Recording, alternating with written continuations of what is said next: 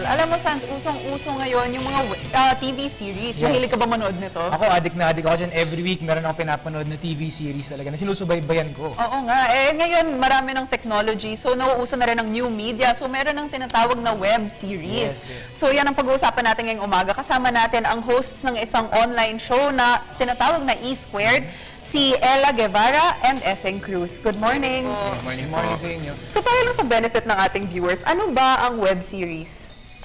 Okay. Ang web series kasi para siyang set of videos na tumatalakay sa isang topic, tapos yung mga viewers online, sila yung mga nagsasubscribe, parang tutunghayan nila lahat ng mga topics nung web celebrity. Ganun. Okay. And then itong E-Squared is something na you came up with. What is E-Squared about? Ano yung mga ginagawa niyo sa talk show niyo? Ano yung main na ginagawa?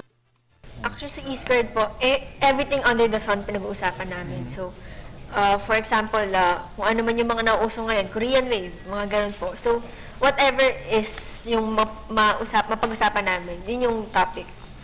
Okay. So, And such complex issues, papasimplihin namin conversation ng isang young student and teacher. Ganun. Parang Tsaka may simple mga, issues. sabi rin po namin yung opinions namin about the topic.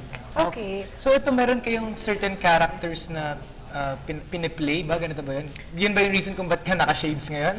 Kasi trademark ko na to dun sa indie filmmaking community. So lagi ako naka-shades as Esseng Cruz. And then lagi kami magkasama ni Ella sa mga projects. Kaya parang younger sister ko siya and older brother ako. Okay. So, ano pa yung ibang projects that you've worked on together?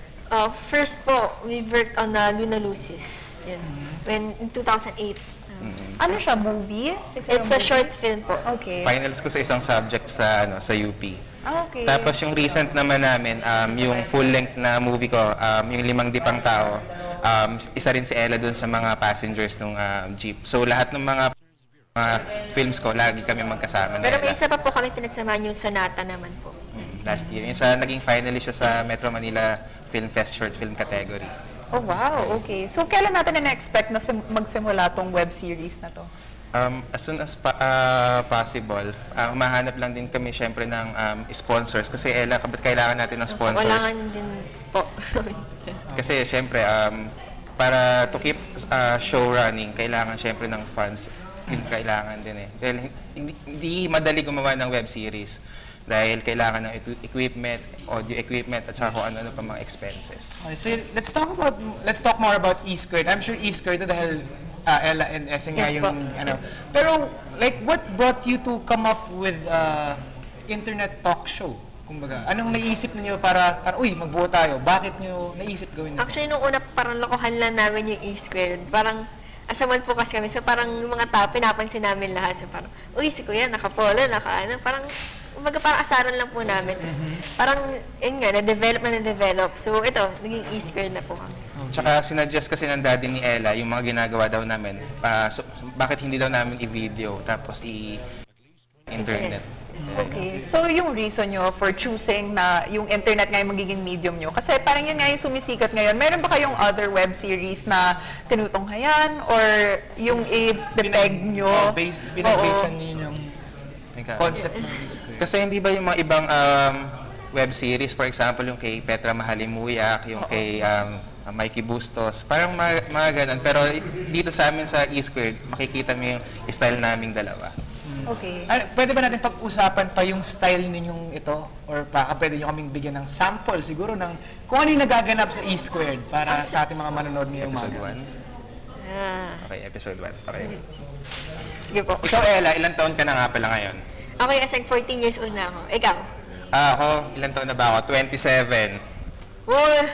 Uy, ulan lokohan. Hindi, 27 talaga ako. Pakita ko pa sa voters ID ko. Hindi, Kuya. Ano kasi, mukha kang 24. Yun. So, parang gano'n lang po kami. Asaran. Okay. Parang, yun. So, issues-based na makulit. Opo, yung mga complex issues, ginagawa namin kulitan lang. So, para mas understand din ng mga bata ngayon, parang mas mababaw po yung pag-explain namin. So, yung market nyo ay yung kabataan or kahit sino? Kahit sino po. Okay. Okay. And then how long, nakailang episodes na ba kayo sa web series na Actually, na-shoot pa lang namin together with my students, yung pilot, yung Okay, for episodes. Opo. Okay, so this will be uploaded sa YouTube or in Facebook. Okay. Pero meron ba kayong, di ba yung ibang web series, parang meron na silang sariling website, meron ba kayong plans na magkaroon ng ganito in the future? In the future po, definitely. Okay.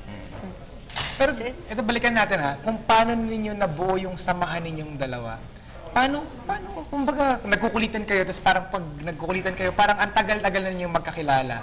Sasabi nyo nga, dami nyo ng projects together, pero kumbaga, paano nagsimula yung magical friendship ninyo? And sa Luna Lucis po kasi, kinuha niya akong actor doon. So, yun, Okay. pinasend ko na. Tapos, kinonta ko rin yung father ni Ella para mag-start siya dun sa project ko sa UP na finals ko. Then, naging good family friend.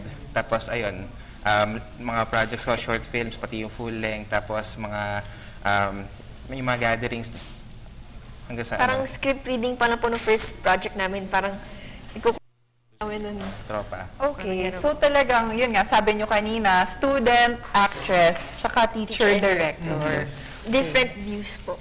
Okay, so talagang ano nga, kahit anong market, maaabot Yun nga, kasi nila. kumbaga, pwede mong gawin in a different point of view and then in a different point of view. Tapos pag pinagsama mo yan, parang in a way na everyone can understand it na easily. Kumbaga, mas madaling intindihin nila. Ngayon naman, ano pa mga nakikita nyo mga possible na topics na inyong iti-take up or inyong pag-uusapan sa inyong talk show? Meron bang way na para siguro yung mga tao makapag-suggest sa inyo ng mga topics na gusto nilang mas maintindihan kumbaga layman's term kasi sinisimplify nga ninyo itong mga ganitong bagay. Ako po may inisip akong episode pero I want to do an episode about volunteerism or Red Cross po. Red Cross volunteer po kasi ako. So parang gusto ko ipakita rin sa mga bata kung ano yung pagiging isang Red Cross volunteer. So yun. Tapos dun sa aming Facebook page at saka sa aming Cheer page, nagsasuggest dun yung mga ibang tao ng topics. For example, OPM, tapos gadgets, tapos sabi nila, magdagdag din daw kami parang E-squared plus or pwedeng E-squared plus Sandro and Carla o mga ganung adventure. Kahit yung title ng show, medyo academic. Okay. Ano. Pero meron na bang, pwede na ba natin pag-usapan yung first episode? Meron na bang topic? Ano yung topic na shoot ninyo It's for a this? political dynasty po.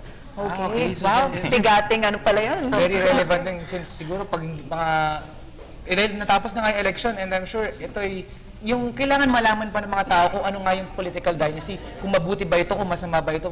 I'm sure na-explain naman niyo to ng in-depth Yes, na po. very easy to understand. Yes, Opo. Sinabi na namin kung ano ba yung ibig sabihin ng political dynasty, yung iba't ibang klase. Nepotism. And yung Nepotism. and Tapos yung iba pang episode, Korean Wave, Philippine Cinema, yan. Okay. So, meron na bang time frame kung kailan may expect ng mga tao na ma-put up itong series na to?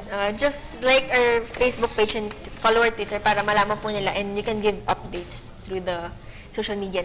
Okay, siguro paalam na lang rin natin yung kung saan sila mag-tweet, yung Twitter and Yes. username ninyo. E-squared CCCTV. And on our Ayun Facebook din, po, ganun din siya. Facebook po, same, E-Squared CCCTV. Okay. And saan naman mapapanood, like kunwari gusto nila mapanood nga yung mga first few episodes ninyo, ano bang kailangan nilang i-type sa kanilang Actually, nagpapa-assist pa kami dun sa mga computer science students dun sa workplace ko para mas pulido ang lahat. Okay, kailangan pala bumalik kayo para makwento natin sa Makapromote ating natin mga yan, viewers. yes. Siguro ulit na lang, baka meron kayong message sa ating mga manonood ngayong umaga. Ikaw muna. Okay. Sa mga viewers po namin, abangan po ninyo yung mga post po namin sa YouTube, yun sa aming mga simpleng web series. Marami po kayo matututunan doon. And sa mga kabataan po ngayon, imbis na yung iba't ibang ginagawa sa computer, pwede naman tayong matuto sa computer. Ayun po. Okay, thank you so much. Thank you. At good luck sa inyong project. Once again, that was Ella Guevara and Esseng Cruz, ang hosts ng upcoming web series na E-Squared.